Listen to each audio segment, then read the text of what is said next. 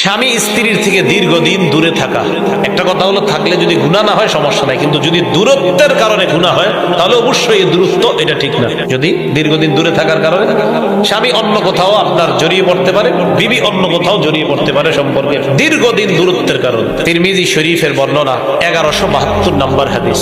ক্বালা রাসূলুল্লাহ সাল্লাল্লাহু আলাইহি ওয়াসাল্লাম, নবীজি বলেন, লা তালিজু আলাল মুগীবাত, যাদের স্বামী দূরে আছে, যাদের স্বামী প্রবাসে আছে, বিদেশে আছে, তাদের কাছে তোমরা গমন করবা না, তাদের কাছে বেশি তোমরা প্রবেশ করবা না। ফাইন্না শাইতানা, দেখেন নবীজি এই হাদিস বইলা গেছে এই 1500 বছর পরে আইসা এখন বলেন প্রবাসের সংখ্যা বেশি না।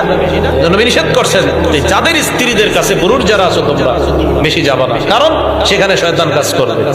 ফাইন্না শাইতানা ইয়াজরি মিন আহাদিকুম মাজরাদ দাম, শয়তান তোমাদের শরীরের রক্ত চলে যে দিক দিয়া, ওই দিক দিয়া শয়তান চলতে পারে।